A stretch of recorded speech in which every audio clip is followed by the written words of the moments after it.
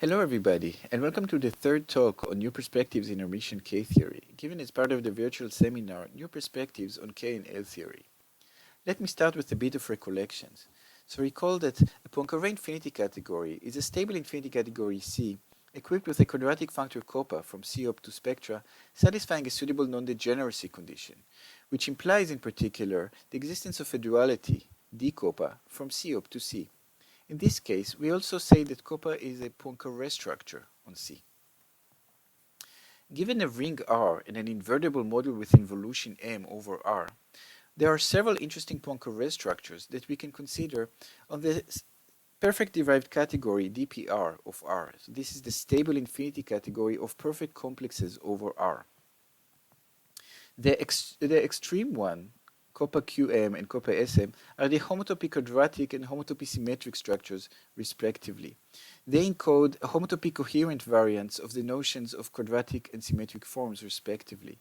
The middle guys are also called the genuine Poincaré structures. So we have the genuine quadratic, genuine even, and genuine symmetric, and they encode the classical notions of forms over rings. For a Poincaré infinity category, we can define its Grothendieck-Witt spectrum and its Grothendieck-Witt space, which is the underlying infinite loop space of its Grothendieck-Witt spectrum, by means of co-Bordism infinity categories. Both of these functors are additive. They send split Poincaré-Verdier squares to pullback squares. In addition, the Grothendieck-Witt space is group-like, and so we can consider it as taking values in E-infinity groups. The Grothendieck-Witt spectrum is also group-like, but in a trivial manner, since the infinity category of spectra is stable, and so any additive functor to spectra is group-like. The GW space and GW spectrum are both initial with respect to the above properties, receiving maps from Pn and the suspension spectrum of Pn respectively, where Pn stands for the functor that sends a Poincaré infinity category to its space of Poincaré objects. Let me now recall the L-theory space as defined in Marcus's talks.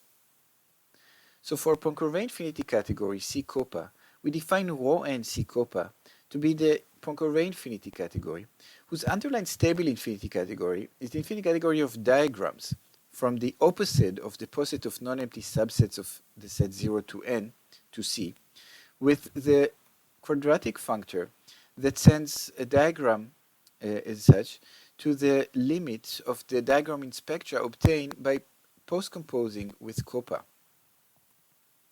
The Poincaré infinity categories rho and C koppa fit into a simplicial object.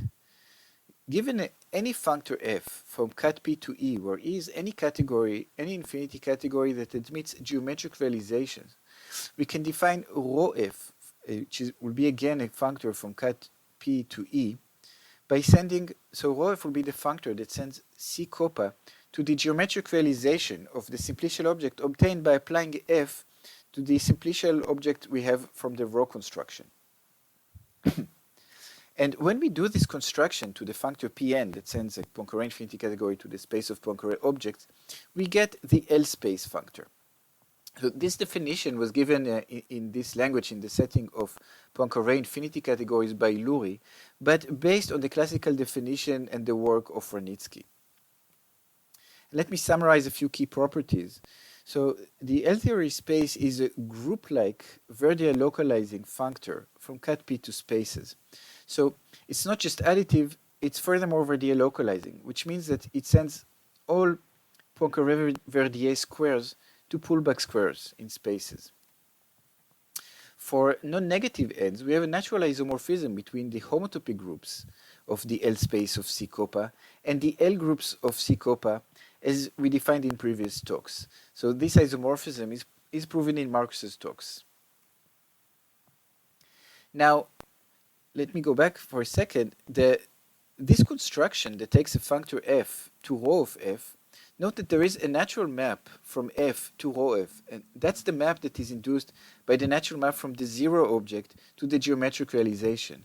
Here the zero object, so T0 just has one element, and rho 0 C koppa is just C koppa.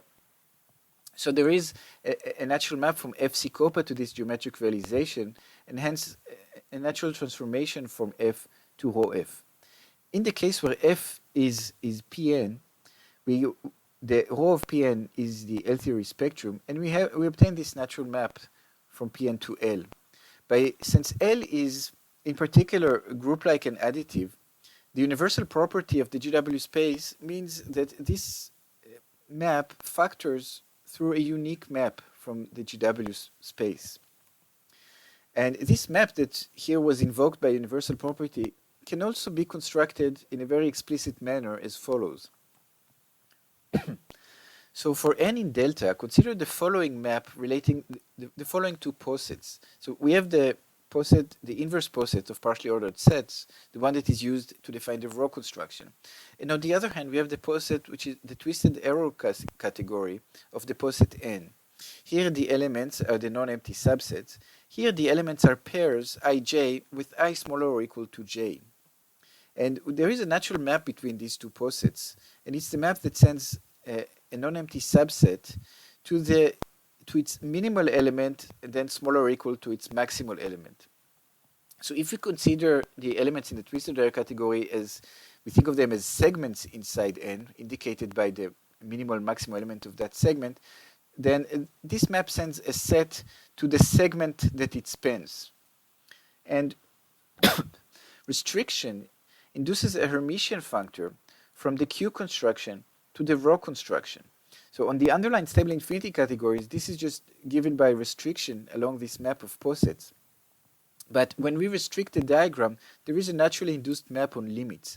And so the restriction naturally becomes a Hermitian functor in this context. And by analyzing the dualities on both sides, one can show that it is in fact a Poincaré functor.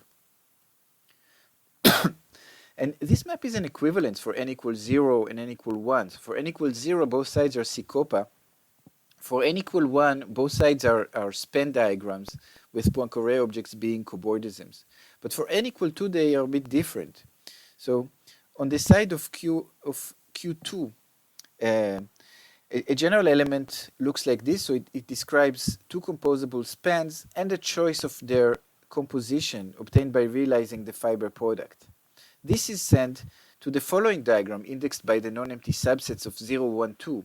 So this diagram should be read as follows. So the objects which are associated to the subsets of size 1, so 0, 1, and 2, are x, y, and z respectively.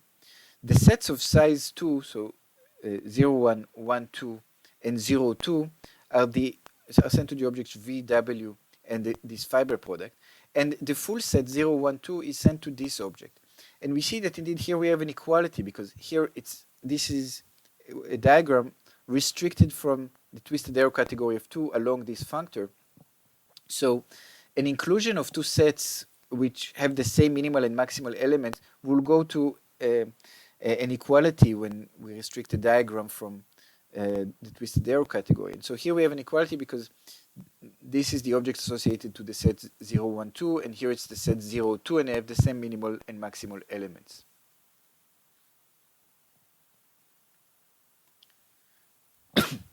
And so this natural map between the Q construction and the row construction determines a map between the geometric realization of the cobordism category of Sicopa, which by definition is the geometric realization of this simplicial object obtained by applying Pn to the Q construction of C with Copa shifted.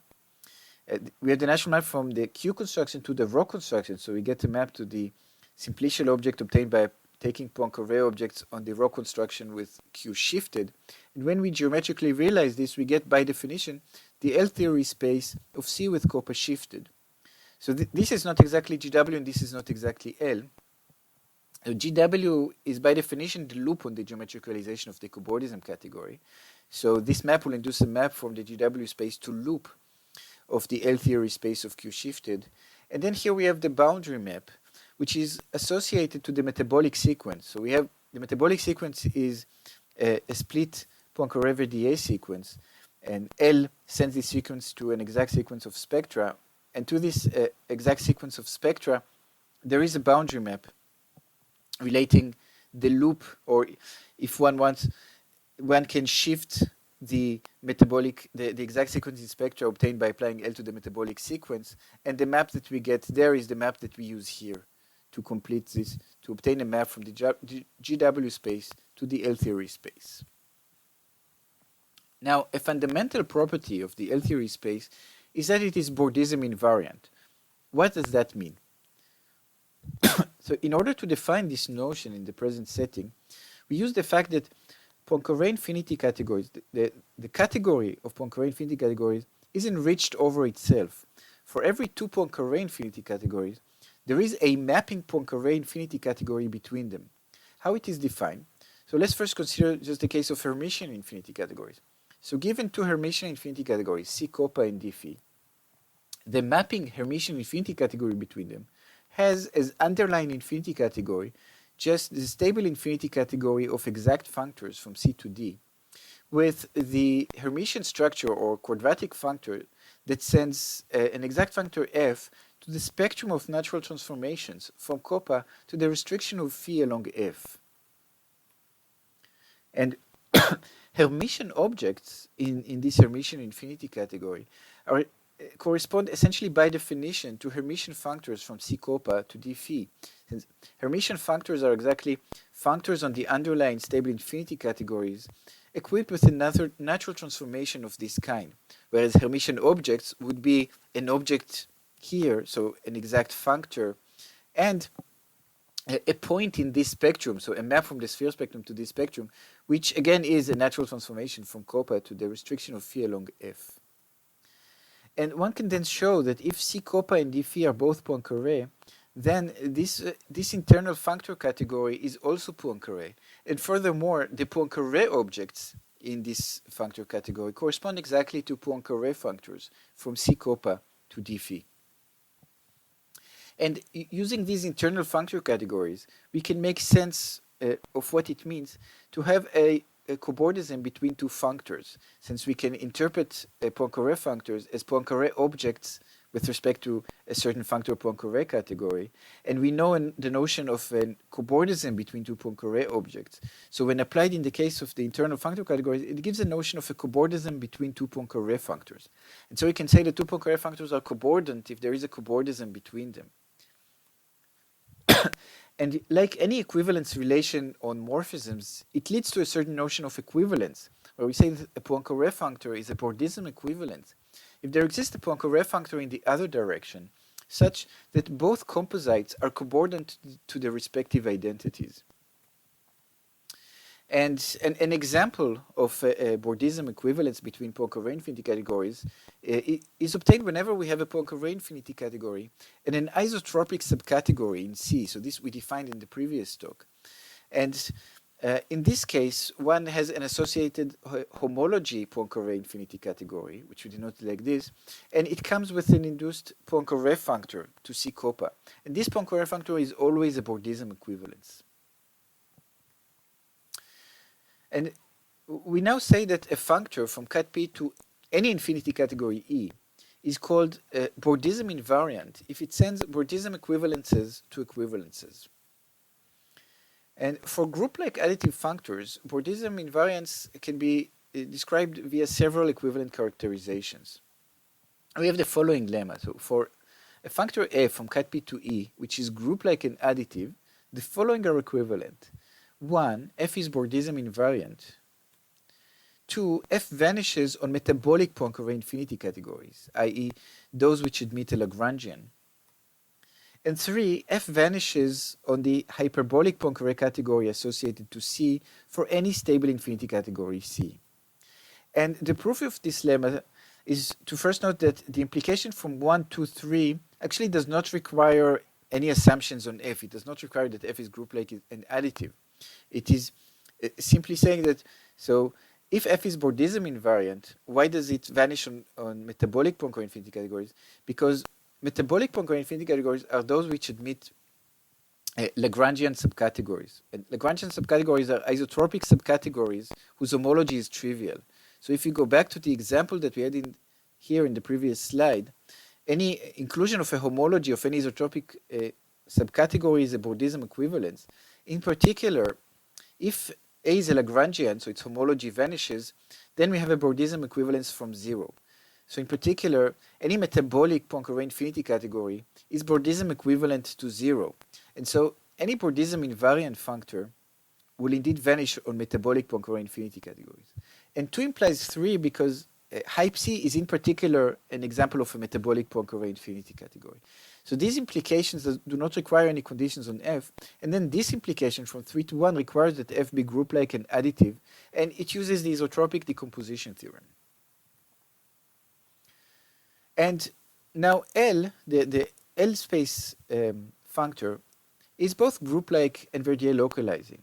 And so to see that it is Bordism invariant, it suffices to check that it vanishes on hyperbolic Poincaré infinity categories. And indeed, what happens if we apply L to hype C for some C? So we find ourselves with a simplicial object Pn of rho of hype C. Now, the rho and the hyperbolic construction commute with each other to the extent that rho n of the of hype C is naturally equivalent to hype of the underlying stable infinity category of rho n of C, which is by definition the infinity category of diagrams from Tn op to C. So this simplicial object looks like applying Pn to the hyperbolic construction to this simplicial object in stable infinity categories. Now Pn of a hyperbolic Poincaré infinity category of something is the same as the maximal infinity groupoid of that something. And so the simplicial object that we get when we look at the L theory space of hype C ends up being the simplicial space where at level n we have the maximal infinity groupoid of the infinity category of diagrams from Tn op to C. And this simplicial object is nothing but the simplicial subdivision of the simplicial object that one gets, the simplicial object that at level n has the maximal infinity groupoid of functors from delta n to C. And this simplicial space is just a simplicial space. It's a complete Siegel space that encodes the data of C itself. And so we conclude that the L theory spectrum of hype C is the geometric realization of this simplicial space where we had diagrams indexed by Tn. This is the simplicial subdivision of this simplicial space, and simplicial subdivision preserves geometric realization, so it's geometric realization of this simplicial space. This simplicial space is just a complete Siegel space encoding C, so this is the same as the geometric realization of C, and this is contractible since C has a zero object. And so we conclude that L is indeed a Bordism invariant, group-like additive, space-valued functor. We now want to enhance it to a spectrum-valued functor. Now recall that in the previous talk we presented an operation which takes a group-like additive functor and gives back an additive spectrum-valued functor which has the original functor as its underlying infinite loop space. And so we define the L spectrum by applying this procedure to the L theory space functor. And so to summarize, by construction we obtain that the L theory spectrum is an additive functor to spectra, so in particular automatically group-like since spectra is a stable infinity category. And we then observe that like before we had the rho construction commutes with the hyperbolic construction. In a similar manner, the Q construction also commutes with the hyperbolic construction. And the result of this is that the functor L vanishes on hyperbolic Poincaré categories and is hence Bordism invariant. So it is an additive functor to spectra. It is Bordism invariant, and it has the L theory space as its underlying infinite loop space. And the map that we had from the Grothendieck-Witt space to the L theory space now induces a map on spectrum-valued functors from the GW spectrum to the L theory spectrum. And let us now apply L to the metabolic sequence. So since L is additive, it is in particular additive, it sends the sequence to a fibre sequence. So we get here a fibre sequence of spectra, or an exact sequence of spectra. But since L is Bordism invariant, it vanishes on Met-C Copa, which is in particular a metabolic Poincaré infinity category. And so this exact sequence identifies the L spectrum of C with Copa shifted with the loop of LC copa. And by iterating this, we obtain that L of LC copa shifted minus n is the n-fold loop object of the L spectrum of C copa. And the conclusion of this is that the L theory spectrum of C copa can also be described as the omega spectrum, whose components are obtained by the L theory spaces of the various of C copa and its various shifts, where the structure maps are obtained by this equivalence here after we take infinite loop spaces. And this observation holds in fact for any group like additive functor. What happens here in fact is that Bordism invariant group like additive functors in fact admit an essentially unique Bordism invariant additive lift to spectra, which is given by the above formula. So even though we defined the L theory spectrum by another formula, since what we got was additive and Bordism invariant, it has to coincide with this standard construction. There is in fact a unique way to deloop a group like additive functor to spaces which is Bordism invariant, to deloop it to a spectrum valued additive Bordism invariant functor. And now we would like to understand better the relation between the Grothendieck-Witt spectrum and the L spectrum. And so we introduce the following definition. So we now focus our attention only on spectrum valued functors, and specifically spectrum valued additive functors. So additive functors from cat P to spectra. Inside this world, there are those that are Bordism invariant. And we say that the map B from F to F prime between two additive functors to spectra exhibits F prime as the Bordification of F if F prime is Bordism invariant, and furthermore, for any other additive Bordism invariant functor to spectra, the induced map on a spectrum of natural transformations is an equivalence. Another way of saying this is that B exhibits F prime as initial in the infinity category of additive Bordism invariant functors to spectra under F. And let us now present an explicit formula that gives a Bordification of GW. And this formula says the following. So take the hyperbolic map from K theory from the K spectrum to the GW spectrum. This hyperbolic map is invariant under the action on the K spectrum induced by the duality. And so it descends to a map from the homotopy orbits of K theory to GW theory, to the GW spectrum. And we then take the cofiber of this map and we call it GW board. Now let me note that since the infinite category of spectra is stable, the collection of additive functors to spectra is closed under colimits inside all spectra. So since we know that K itself is additive, then this homotopy orbits is again additive since it's a colimit and additive functors are closed under colimit in spectra. And when we take the cofiber, it will again be additive. So this GW board is an additive functor to spectra, and it comes equipped with a canonical map from GW. And we then claim the following. So the map from GW to GW board, as its notation indicates, exhibits a GW board as the Bordification of GW. So let me sketch the proof of this claim. So one needs to first check that GW board is even Bordism invariant. Since it is an additive functor, it will suffice to check that it vanishes on hype C for every C. And so what happens when we plug in hype C? So in order to show that GW board, since GW board was defined as the cofiber of a natural transformation between two functors, it's to show that it vanishes on hype C, it's enough to check that the map whose cofiber we took, which was the hyperbolic map descended to the homotopy orbits, that this map becomes an equivalence when evaluated on hype C. So what happens to this map? Well, when we evaluate GW on hype C, we just get K theory. What happens when we evaluate K theory on hype C? Then we just get K theory of the underlying stable infinity category. That's C times C op. And the K theory of this is equivalent to the product of K-theory of C with itself, under this equivalence, the induced C2 action here just corresponds to the action here flipping the two factors.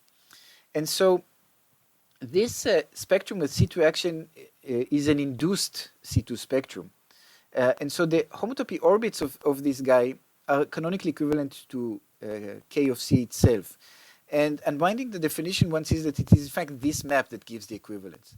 So this map is an equivalence, and this means that a GW board vanishes on hype of C.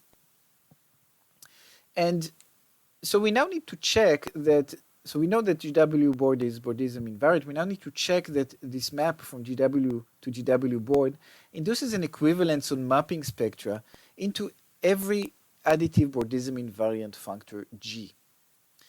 And for this, it suffices to show, since the fibre of this map is the C2 orbits of K-theory, it suffices to show that the C2 orbits of K-theory maps trivially to any Bordism invariant functor.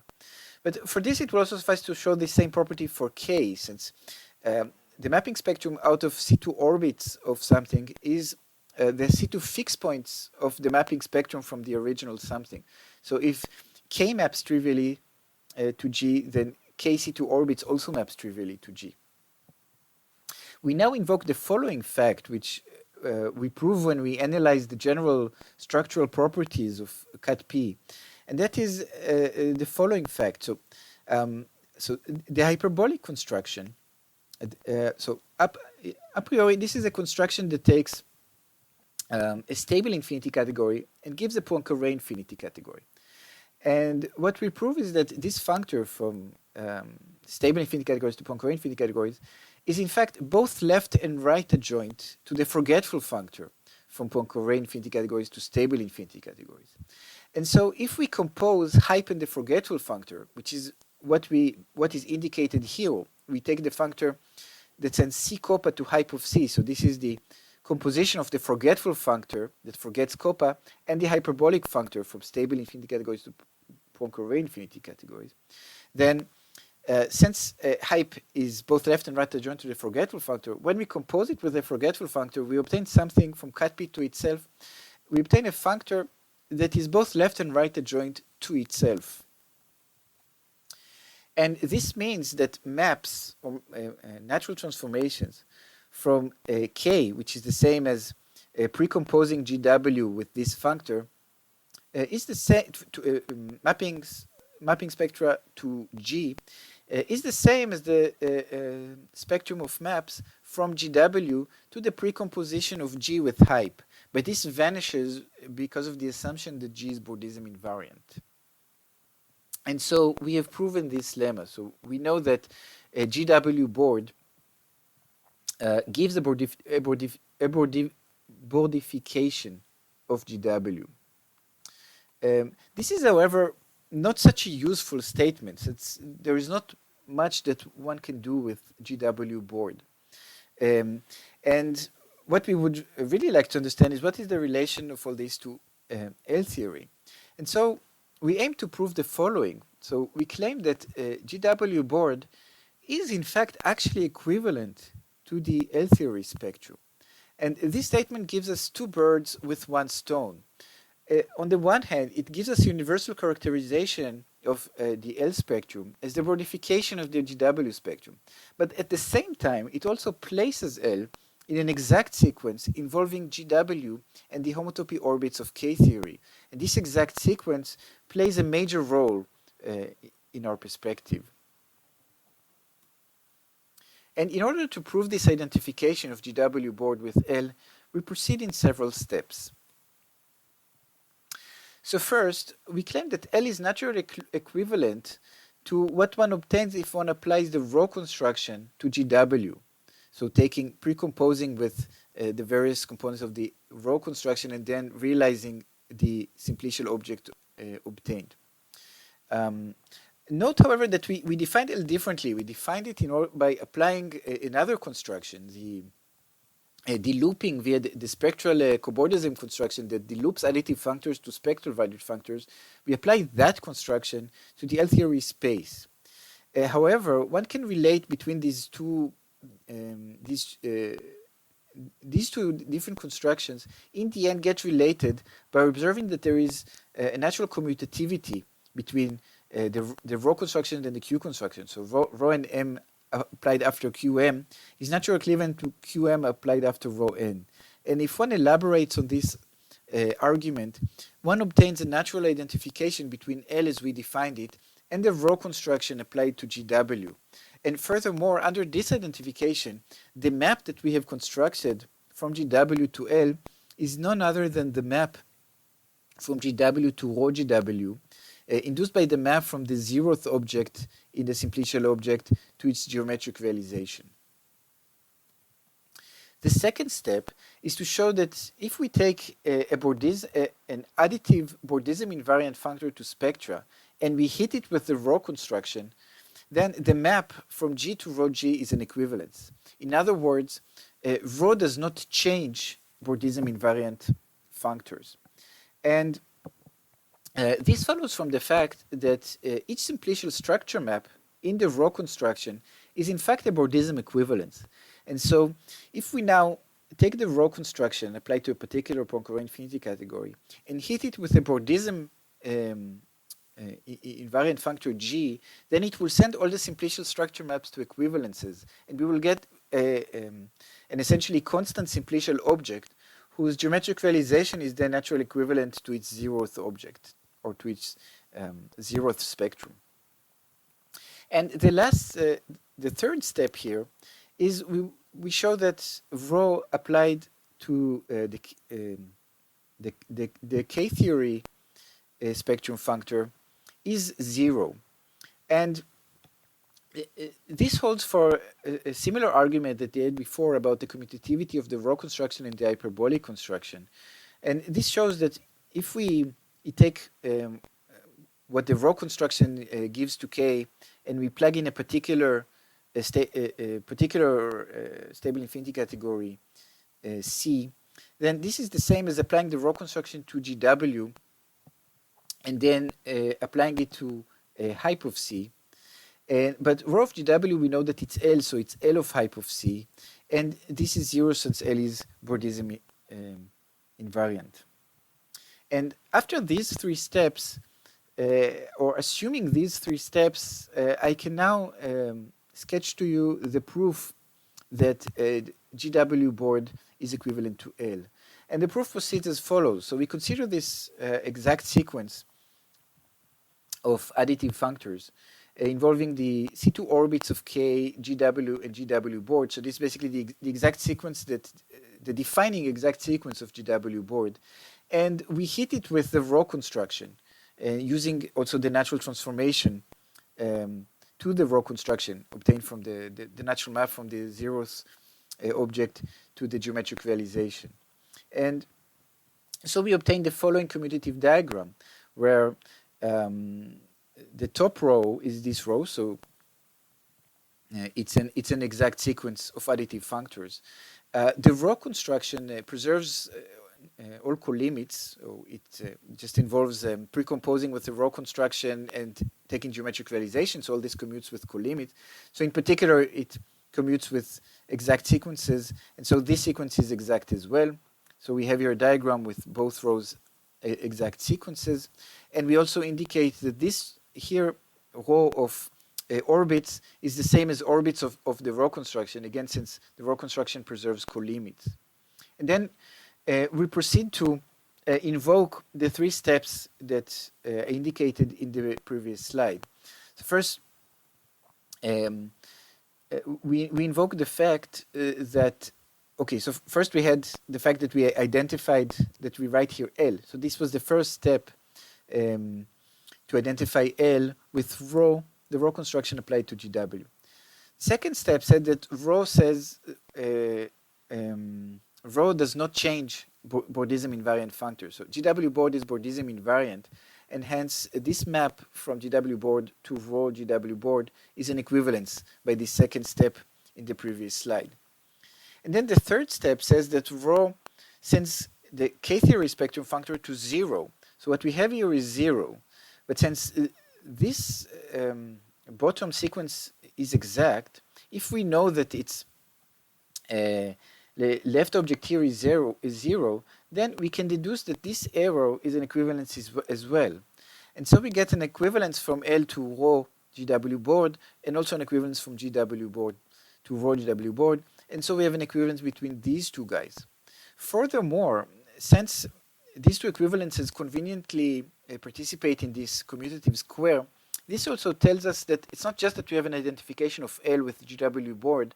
This identification identifies this map from GW to L with the map from GW to GW board, which exhibited it as the Bordification.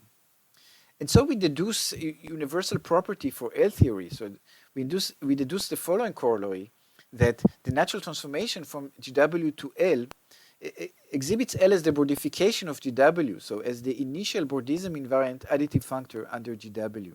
But GW itself was already the universal something. It was the universal additive functor to spectra under the suspension spectrum of Pn. And so we deduce that the natural transformation from the suspension spectrum of Pn to L exhibits L as the initial Bordism invariant additive functor under the suspension spectrum of Pn. And so we have universal properties which characterize both the Grothendieck-Witt space, the Grothendieck-Witt spectrum, and also the L theory spectrum. And in fact, one can also prove that the L theory space also has a universal property defined in a similar manner, but using Pn. So in fact, the L theory space is the initial Bordism invariant functor to spaces under Pn. And so the second bird that we obtained, so we obtained one bird was the universal property, and then the second bird is that now L fits in an exact sequence of additive functors with the C2 orbits of K theory and GW theory. And we call this the fundamental fiber sequence. And for example, one immediate corollary of this fundamental fiber sequence is that since K and L are known to be Verdier localizing, it follows that GW is also Verdier localizing as opposed to only additive. So this actually also means that GW is not just, since it's universal as an additive functor and happens to be Verdier localizing, it follows formally that it's also universal as Verdier localizing. So it's also the initial Verdier localizing functor to spectra under the suspension spectrum of Pn.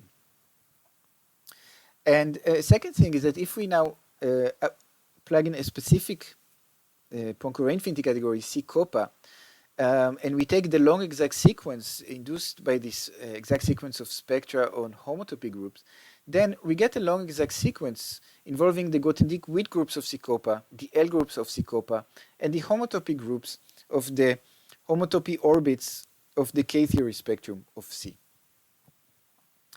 And finally, we from the fundamental fiber sequence, we obtain the Tate fiber square, which is a square involving the GW spectrum, L theory spectrum, the homotopy fixed points of K, and the Tate object of K. And one obtains this square by taking the natural map from GW to the homotopy fixed points of K theory. So before, we did something kind of dual. So we took the hyperbolic map from K to GW and we descended it to the homotopy orbits. But we also have a forgetful map from GW to K, and that map is also invariant under the C2 action on K theory. And so it induces a map from GW to the homotopy fixed points of K theory. If we now hit this arrow with a rho construction, then we get a commutative square in which here we have rho GW, which is we already know is L, and one can then show that rho of K homotopy fixed point is nothing but the Tate object of K. And the fiber of the map from the homotopy fixed points to the Tate fixed points is known to identify with the homotopy orbits. And this fiber also identifies with the homotopy orbit by the fundamental fiber sequence. And unwinding all the definitions, one can show that the map induced by this square induces a essentially the identity between these two identifications. Under these two identifications of the fibers on both sides with the C2 orbits, this map on the fibers is the identity, and so the square is exact, and we call it the Tate square. And let me now survey some applications that one can obtain using the machinery described in the 3 talks so far. So first, let me go back to in the first talk. We had a motivating problem, which was this classical exact sequence that one has involving the classical Grothendieck-Witt group of quadratic forms. Here we have the M-based variant where we fix some invertible module with involution. We have this classical Grothendieck-Witt group of quadratic forms. We have this 0th L group of quadratic forms, which is also the Witt group of quadratic forms. And here we have K0 of R with taking C2 orbits by the action of C2 induced by the duality, and this forms a fiber sequence that we wondered how can it be extended to the left. And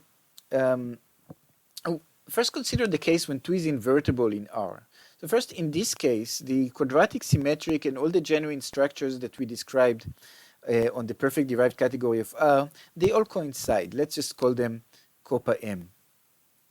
The Grothendieck-Witt spectrum of this Poincaré infinity category, in this case, coincides with Schlichting's GW spectrum, while the L-theory spectrum of this Poincaré infinity category coincides with Wronitsky's quadratic L spectrum.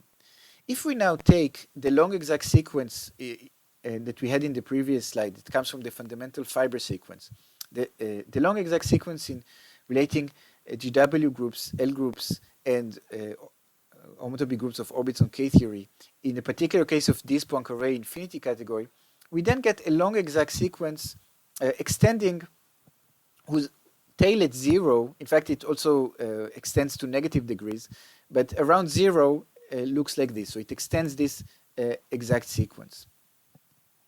So then the above sequence extends to long exact sequence, coming from the long exact sequence from the fundamental fiber sequence. And in this case, this was known by the work of Schlichting. So it was known that this extends, as I already said in the first talk, so it was known that this extends to a long exact sequence involving the classical higher Grothendieck-Witt groups and the quadratic L groups. So what happens now when 2 is not invertible? So in this case, so say we are looking at this exact sequence and we want to understand, can we identify it with the part around 0 of the long exact sequence that comes from the fundamental fiber sequence for some Poincaré infinity category? So we ask ourselves, is there a Poincaré structure on perfect complexes whose 0th Grothendieck-Witt group and 0th L groups are these? And the answer is that there are 2. So for both the homotopy quadratic structure and the genuine quadratic structure, the Grothendieck-Witt group and the L group will be the classical quadratic Grothendieck-Witt group and the classical quadratic L group. So these 2 quadratic functors, these 2 Poincaré structures are different in general, but their Grothendieck-Witt groups and L groups identify in sufficiently low degrees, and in particular, they agree on 0. So in order to extend this sequence using the fundamental fiber sequence, we need to decide with respect to which Poincaré structure we do it. And here we have two options that we can choose. So if we choose the homotopy quadratic Poincaré structure, then the L groups of the homotopy quadratic structure are the classical quadratic L groups. However, the Grothendieck-Witt groups are not the classical quadratic Grothendieck-Witt groups. If we take the genuine quadratic structure, then its Grothendieck-Witt groups are the classical quadratic Grothendieck-Witt groups, but its L groups are not the classical quadratic L groups. And this mismatch explains why this sequence was difficult to extend to a long exact sequence from a classical perspective.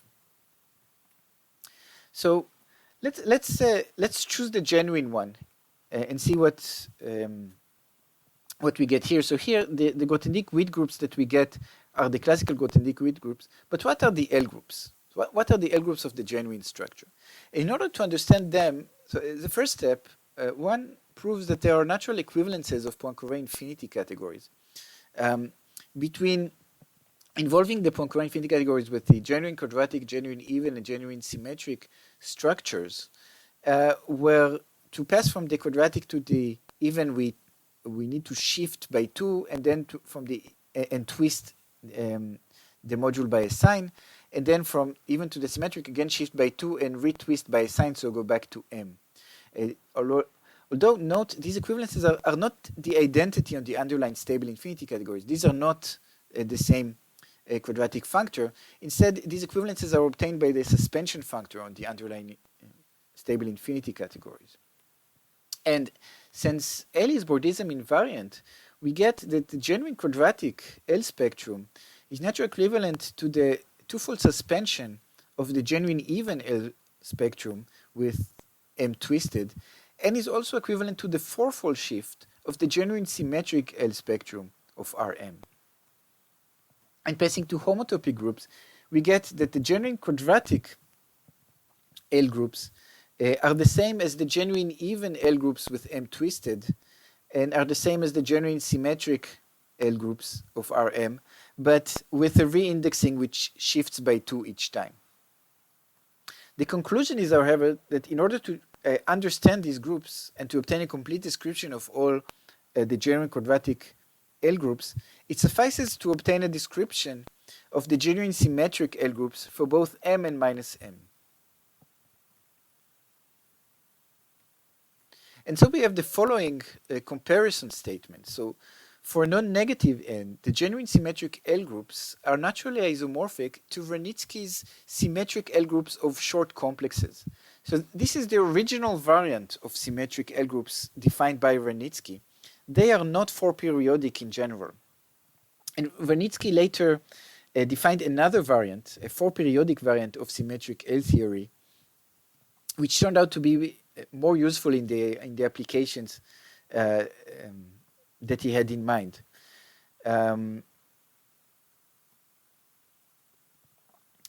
In negative degrees, so in degrees -2 and -1, the genuine symmetric L groups can be described in terms of Witt groups of even forms and even formations, respectively. In degrees smaller or equal to -3, the genuine symmetric L groups are actually naturally isomorphic to the classical quadratic L groups. And what is really striking about this story is that Wranitzky didn't only define the short L groups. After defining the short L groups, so these are defined by cobordism classes of Poincaré objects involving complexes of bounded length. So to define the nth group, one uses complexes of length n, and hence the name is short L theory. But he also defined in an ad hoc manner, he simply defined by hand the negative groups by just saying, he simply defined them exactly in this manner, saying that define the negative groups, -2 and -1, with Witt groups of even forms and formations, and -3 and downwards to be the quadratic groups. And so with the perspective of thinking of this as the genuine symmetric L theory spectrum, this gives a unified approach to these groups, which were magically defined by Wranitzky in the same context, though each one was defined differently. The non-negative ones defined in one way, -2, -1 another way, and -3 downwards in yet a third way. And this also shows that these groups, which otherwise were just defined separately, also fit together to form a naturally occurring spectrum. And let me now proceed to the next application that I want to describe. And this is for rings which have a bounded global dimension. So recall that a ring is said to have global dimension at most d if every module admits a projective resolution of length at most d. And we have the following comparison statement for L groups in the bounded global dimension case, which says the following. So suppose that R is a Noetherian ring of global dimension at most D. Then the maps from the genuine quadratic L groups to the genuine even L groups to the genuine symmetric L groups to the symmetric L groups are isomorphisms for n at least d plus 3, d plus 1, and d minus 1 respectively.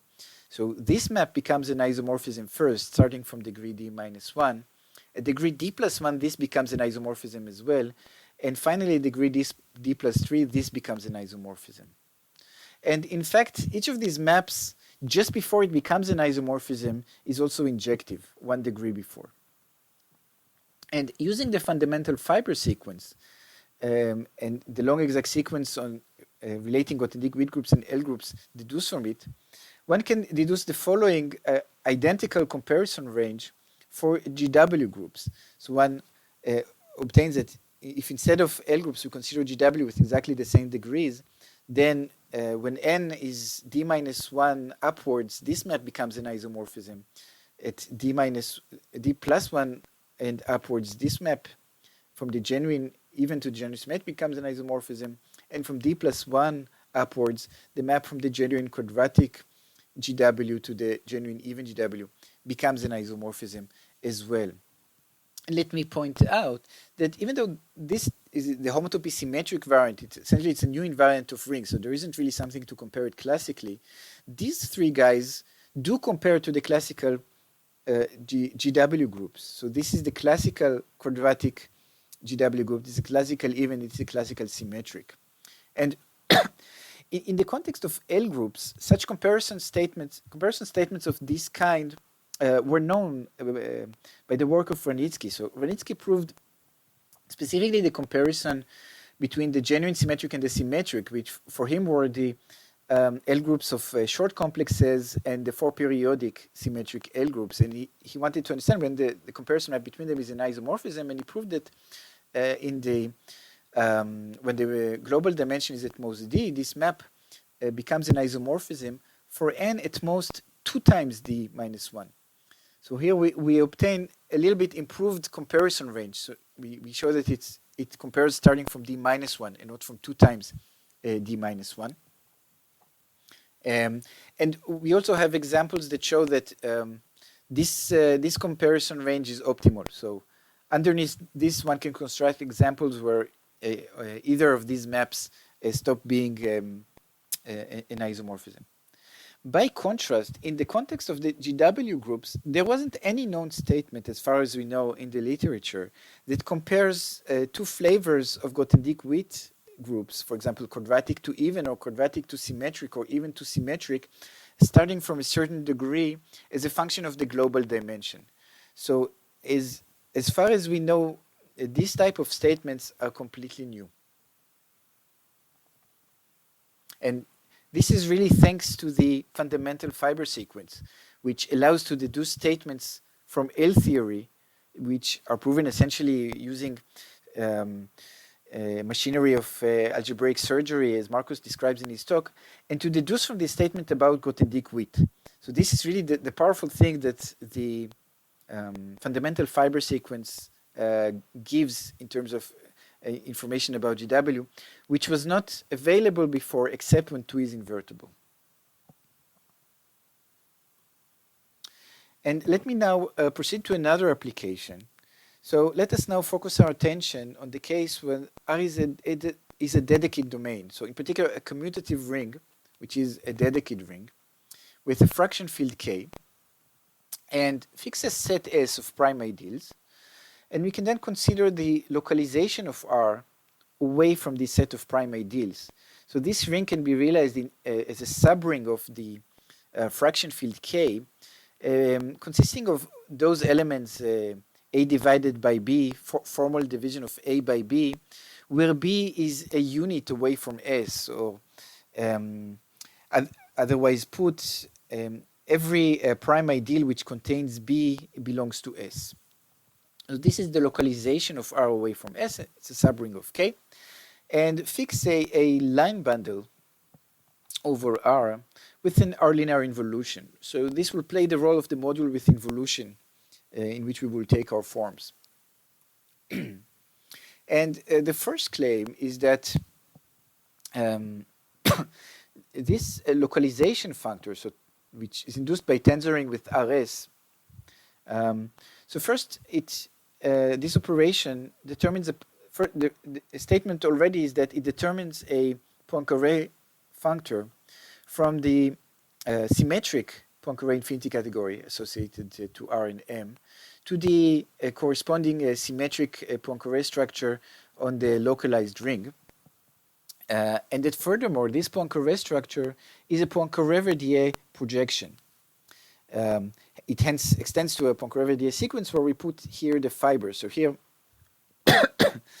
the statement is then, it also includes the statement that the fiber identifies with this infinity category. So this infinity category is the full subcategory spanned by those complexes which are whose homology is S torsion. So these are exactly the complexes which vanish when tensored with RS.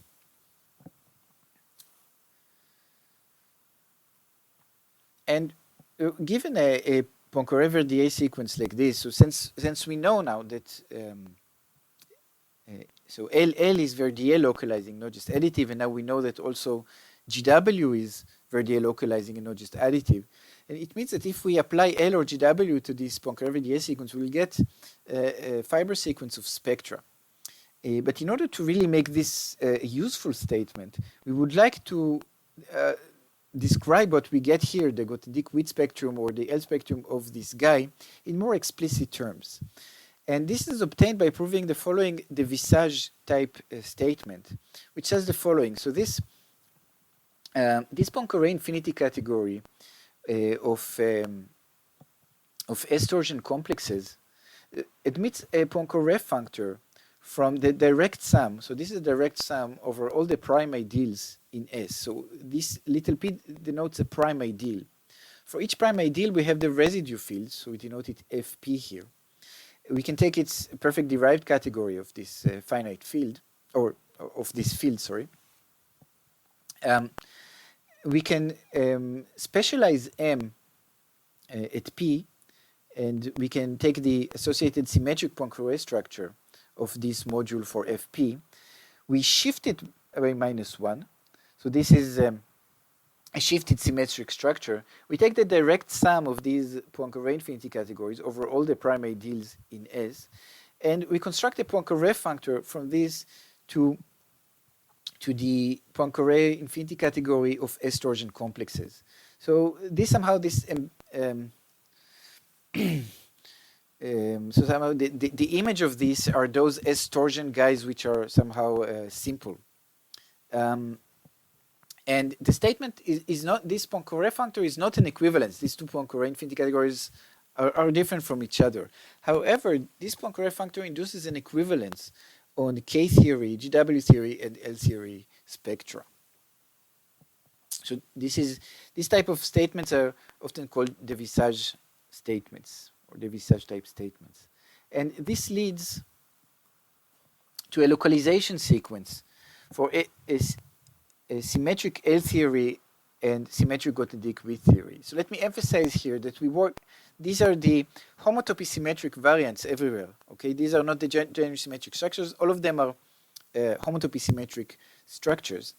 And it's only in this context where you take the homotopy symmetric one that you get the Devissage statement in its full form, and hence the localization statement as follows. So here we simply applied L, the homotopy symmetric L theory and homotopy symmetric DW theory to the Poincaré-Verdier sequence that we had, and we use the identification of the fiber, and so we get an exact sequence of spectra involving the symmetric L theory of Rm, the symmetric L theory of the localized R and localized M, and here a direct sum of contributions from the various residue fields, the symmetric L theory of the residue fields, and here we had a shift in the symmetric structure, but since L is Bordism invariant, these shifts goes outside, becomes a loop on the L theory outside. And the same with the homotopy symmetric GW, only that here we cannot put the shift outside. So this is just a way to write the shifted symmetric homotopy symmetric structure. And since these are Dedekind rings and these are even fields, the long exact sequences that these are fiber sequences of spectra with the homotopy symmetric flavors. But when we look at the long exact sequence in homotopy groups, so involving the L groups or the Grothendieck-Witt groups in this one, then for Dedekind rings, since they have cohomological dimension or global dimension 1, we know from the comparison theorem that their homotopy symmetric GW and the homotopy symmetric L agrees with the genuine one, and hence in the case of GW with the classical one, in non-negative degrees. So when one consults the long exact sequences in that this gives on GW groups, then in non-negative degrees, these are classical groups.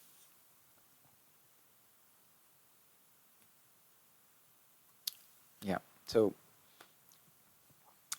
this is what I just said, so that we get also long exact sequences, at least in non-negative degrees, for classical Grothendieck-Witt groups. And now let me continue to the next application for the homotopy limit problem. So the homotopy limit problem was posed by Thomas Horn, who asked, when is the map from the classical symmetric GW space to the homotopy fixed points of K-theory a two-adic equivalence? So an equivalence after two-adic completion. So let me indicate cases where it is known. So this is true for finite fields from the work of Friedlander and Fedorovich Pridi. It is known when R is a field of characteristic 0 for which satisfies this condition that the virtual mod 2 cohomological dimension is finite. So the cohomological dimension in question here is the cohomological dimension of Galois cohomology with coefficients in Z mod 2. And virtual here means that we don't ask it for the field R itself, but for the field extension obtained from R by adding a square root of -1. So this is the virtual mod 2 cohomological dimension. So for fields like this, this statement, so a positive answer to this question was proven by Hu, Kris, Ormsby. And another proof was recently given by Bachman and Hopkins. And this was also proven for R, which are commutative algebras with two invertible, which satisfy the condition that there is a global bound on the virtual mod 2 cohomological dimension for all its residue fields. And this was proven by Berry, Karoubi, Schirchting, and Ostwar. And I would like to now present our small contribution to the homotopy limit problem. So we proved that the homotopy limit problem has a positive answer for number rings. So this gives an example of a ring for which one proves the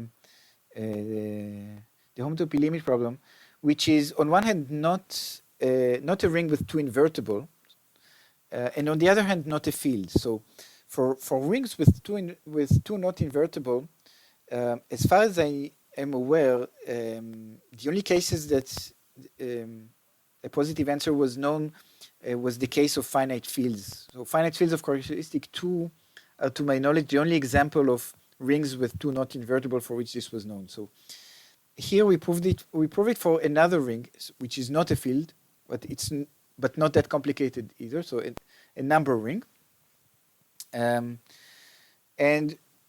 so the statement is, so let R be a Dedekind domain whose fraction field is a number field, so what is usually known as a number ring. M a line bundle over R with an R linear involution. Then the map from the homotopy symmetric GW spectrum to the homotopy fixed points of the K-theory spectrum is a dyadic equivalence.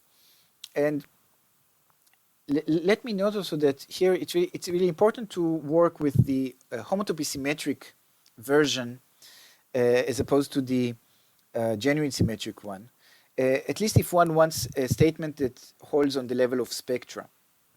So here we wrote in the level of spectra. The non-negative homotopy groups of this, since this is a Dedekind ring, the non-negative groups, they agree with the genuine symmetric, so with classical Grothendieck-Witt groups. So on connective covers, it gives a statement about classical Grothendieck-Witt spaces. But if one wants to make this statement true on the level of spectra, one has to use the homotopy symmetric flavor. And now I want to come to the final application that I want to describe, the computation of the higher Grothendieck-Witt groups of the integers. So a computation of the symmetric and skew-symmetric Grothendieck-Witt groups of the integers with 2 inverted was carried out by Berwick and Karoubi. If one considers the localization sequence for the ring Z with only one prime, the prime 2, then one sees that the gap between the symmetric Grothendieck-Witt spectrum of Z and the symmetric Grothendieck-Witt spectrum of Z with 2 inverted is controlled by the Grothendieck-Witt spectrum of F2. Now, this Grothendieck-Witt spectrum of F2, if one, for example, consults the homotopy, the solution to the homotopy limit problem, and uses equivalence classical computations of algebraic K-theory of finite fields, one sees that that the symmetric GW groups of F2 have only odd torsion in positive degrees. So in positive degrees, the difference between the Grothendieck-Witt groups of Z and Z with 2 inverted are just odd torsion. And let me also indicate that from the beginning, so what was unknown are the positive groups. So the group at 0 is a classical computation. So it's Z times Z in the quadratic. I mean, it's known in all the 4 flavors in the symmetric, quadratic, and skew and non-skew. These are classical computations that are known. And in negative degrees, these are the L groups of Z, which are also known. So the question is really to compute in positive degrees. And what we see here is that given the computations of Berry-Karoubi and given the localization sequence that from the previous applications, it is really a question of understanding the odd torsion. And since the symmetric L groups of Z have no odd torsion anywhere, the odd torsion of the symmetric GW groups of Z basically come from odd torsion in the homotopy groups of the homotopy orbits of K-theory. Now, since C2 has no cohomology, has trivial cohomology with coefficients in odd torsion guys in degrees higher than 0, this homotopy group of homotopy orbit is actually just the orbits, the C2 orbits of the corresponding. So just the odd torsion part is the C2 orbits of the odd torsion part of that homotopy groups, of that homotopy group. And so this becomes a question of understanding the C2 action on the odd torsion in the higher algebraic K-theory of the integers. And in this case, it doesn't matter if we consider the symmetric or skew-symmetric variants. So these two dualities have the same underlying equivalence between d perf Z and its op. They only differ in the double dual identification. And so to identify the action, we prove the following statement. So for n bigger or equal to 2, the C2 action on the 2n minus 1 K group of Z with 2 inverted on the outside, and on the K-theory degree 2n minus 2 with 2 inverted on the outside, are given by multiplication by minus n to the nth power. So basically this means that if we list these groups, then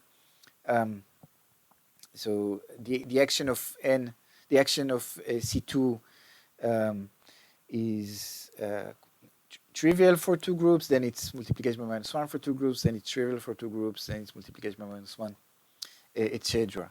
And the proof here relies on the Quillen-Lichtenbaum conjecture, which is now a theorem. It is implied by the norm residue theorem of Verwotsky and Rost.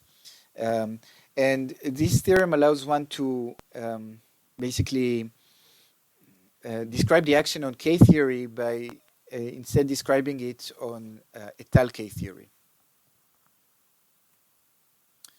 And so doing all these things, all these steps, one arrives at the computation of the symmetric and skew-symmetric Grothendieck-Witt groups of Z in positive degrees. So these are 8 periodic and are given on the following table. So let me explain what is meant by the symbols here. So Cn and W2n are the numerator and denominator of this quantity, which is obtained by the 2n Bernoulli number divided by 4n and taken absolute value. So these are some numbers which are in principle computable. So for any given n, one can compute what is Cn and W2n. And this group appear because they are the sizes of the odd torsion in the algebraic K groups of Z which appear here. So what happens here is that you see the answer is completely explicit for degrees which are 0, 1, 4, 5 mod 8 or 0, 0 or 1 mod 4, because at those degrees the action of C2 on the odd torsion of K-theory was by multiplication by -1 from the previous proposition. And so this has no C2 orbits, and so it doesn't contribute anything. And the GW group can just be read basically by the GW group of Z with 2 inverted computed by Berek and Karoubi. So this is why in those degrees one gets an explicit answer. In those in the other degrees, so 2 and 3 and 6 and 7 mod 8, so, otherwise known as 2 and 3 mod 4, one has a contribution of the odd torsion of the K-theory in that degree. So in those degrees, the C2 action is trivial, and so one has basically a copy of this K group. And so in the degrees which are 3 and 7 mod 8, so this group is known to be cyclic of order this W number obtained from the denominator of this quantity. And in the degrees 2 and 6 mod 8, this group is known to have order, so in degree 4m minus 2, it has order Cm, coming from the denominator of this Bernoulli number. And it is also known to be cyclic for m all the way to 5,000. So for degrees arriving all the way to 20,000, it is known that it's cyclic. And if the Van Dever conjecture is true, then it's always cyclic. So for the first 20,000 degrees, this is a complete description of these groups. And the only uncertainty is whether or not these in higher degrees, these groups are actually cyclic or not. And if they are not cyclic, we do not know what their structure is. So up to this uncertainty, starting from degree 20,000, this is a complete description of the higher Grothendieck-Witt groups of Z for the symmetric and skew-symmetric case. So let me emphasize again, these groups are the same as the classical groups. So this subscript classical here is to emphasize this. So these are, from our point of view, they are both the homotopy symmetric and the genuine symmetric. They both coincide in these degrees for Z. And what is important from this point of view is that these groups that we computed are the classical groups. And for example, one can completely calculate, for example, if one calculates these C numbers and W numbers in these low degrees, one just has just a list of the explicit description of this 24 symmetric Grothendieck-Witt groups of the integers. So it's these groups. And in the skew-symmetric case, it's these groups. And one can also calculate the quadratic and skew-quadratic Grothendieck-Witt groups of the integers. So by the comparison theorem of comparison range for global dimension 1, so Z is global dimension 1, so the comparison range tells us that the genuine quadratic and genuine symmetric will agree starting from degree 4. And what we see here that for the skew quadratic, indeed it only starts agreeing at 4. And for the non-skew, for the genuine quadratic, it happens to start agreeing a bit before. Well, it's not that it happens to. So there is a reason for this. It follows. It's because of the fact that over the integers or over commutative rings with no two torsion, even forms and quadratic forms coincide. And this phenomenon makes the comparison range becoming a little bit better. And so here it starts agreeing from 2. And the remaining group, until the range where they start to agree, the remaining group can be explicitly computed really by just playing around with the long exact sequence relating GW and L, which comes from the fundamental fiber sequence. And of course, the end with the fact that the L groups in all flavors can be explicitly computed by means of algebraic surgery. So let me finish here. I had a great time giving these talks. I enjoyed it very much. I really hope that you enjoyed it as well, and that you found this interesting. And if you have any questions, don't hesitate to write to me. I hope also that you enjoyed the virtual seminar on new perspectives on L theory and K theory.